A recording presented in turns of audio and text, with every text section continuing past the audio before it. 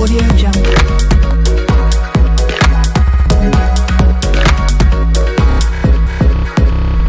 Bruno de Samorera, bonjour. Bonjour. Vous êtes le fondateur d'Histovery. Exactement. Est-ce que vous pouvez, pour commencer, nous expliquer quelle est votre activité, votre concept? Alors, Histovery équipe les musées et les monuments avec des solutions de visite augmentée. Alors, qu'est-ce que c'est qu'une visite augmentée? C'est la possibilité pour le visiteur d'avoir une nouvelle expérience in situ grâce à l'histopad. L'histopad, c'est une tablette tactile qui permet un voyage dans le temps pour montrer les trésors et les vestiges disparus, reconstitués scientifiquement et visibles à 360 degrés. Donc on va regarder dans toutes les directions et là où on se trouve aujourd'hui, on aura la possibilité de partir à plusieurs époques révolues. Mais c'est aussi la possibilité d'interroger tout ce que je vois autour de moi, et notamment les collections du musée, pour faire parler, je dirais, tout ce qui est exposé et être plus engagé dans cette visite, qui devient plus ludique et qui est regorge de surprises finalement. Alors justement, parlez-nous un peu de ce côté ludique aussi que vous avez développé. Alors il y a un aspect ludique à tous les étages, si je puis dire. Pour les enfants, il y a une chasse au trésor, mais en fait elle conquiert toute la famille, parce qu'elle crée un moment de partage de cette expérience culturelle. Elle fait que la sortie du dimanche après-midi est une réussite, parce que les enfants, donc les parents, donc les grands-parents, partagent ensemble cette expérience, cette aventure culturelle, et ils en profitent et ils l'apprécient. On le sait, parce qu'on leur propose dans le livre d'or électronique de dire ce qu'ils en pensent. Et donc on a le retour de nos utilisateurs qui est plutôt dithyrambique.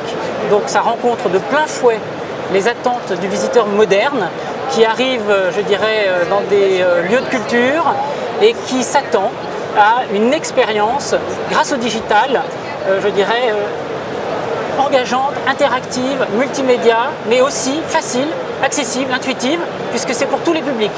Donc on va s'adresser aussi bien, je dirais, aux petits qu'aux grands, voire aux très grands. Et on va aussi s'adresser aux publics qui ont des particularités, par exemple les publics souffrant d'un handicap, malentendants, malvoyants, à mobilité réduite, et je dirais au sens large, tous les visiteurs du lieu. Alors je crois que vous avez commencé avec le château de Chambord. Voilà, alors le château de Chambord, ça a été un grand moment pour nous. On a installé l'histopad à Chambord il y a 2 ans. On a tout de suite rencontré le public, puisqu'à Chambord, la promesse est de voir Chambord reconstitué à la Renaissance. Donc, de redécouvrir les splendeurs des décors du XVIe siècle, à l'époque de François Ier, au moment de sa construction. Et c'est ce qu'on montre ici à Vivatech. Donc à Vivatech, c'est une première. C'est Chambord hors les murs. Et donc on propose aux visiteurs à Vivatech de visiter Chambord aujourd'hui avec des panneaux et des films, mais aussi hier avec l'histopad, et de pouvoir ici même faire ce voyage dans le temps. Alors au-delà de Chambord, est-ce que vous avez d'autres projets avec d'autres châteaux, voire même à l'international? Alors nous sommes soutenus par la région Centre-Val de Loire ici à Vivatech, ainsi que partenaire du domaine national de Chambord. Nous envisageons d'autres développements justement en Val de Loire, mais aussi au profit de son rayonnement à l'international. Parce qu'un dispositif comme celui-ci peut voyager, peut exister à l'étranger. En plus de cela, nous avons des premières discussions avec des sites étrangers. Et effectivement, dans le développement d'Histovery qui connaît une accélération, nous pensons fortement à exporter notre savoir-faire très français, très French Tech. On est membre de la French Tech Culture, très French Touch, puisqu'on a une certaine approche de la valorisation du patrimoine. Et elle a plutôt l'air de plaire aux premières institutions étrangères à qui nous parlons. Alors on comprend bien votre activité. Est-ce que vous pouvez nous dire quelques mots de votre modèle économique? Alors le modèle économique, il a 2 facettes. À Chambord, c'est le visiteur qui paye. Donc nous avons financé intégralement l'opération. Nous avons équipé Chambord avec 700 tablettes histopad et nous les maintenons.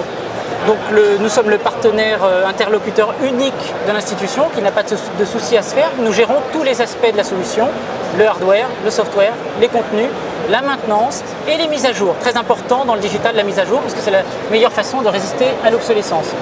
À côté de cela, le modèle économique, puisque nous faisons l'investissement, nous allons retrouver, nous, un retour sur investissement par le biais de la location payante, puisque le visiteur paye pour avoir l'histopad à l'entrée du château de Chambord.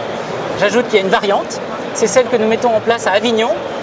L'histopad du Palais des Papes va sortir cet automne. Nous le montrons en avant-première sur le stand de notre partenaire Econocom, tout près d'ici, il faut aller voir ça.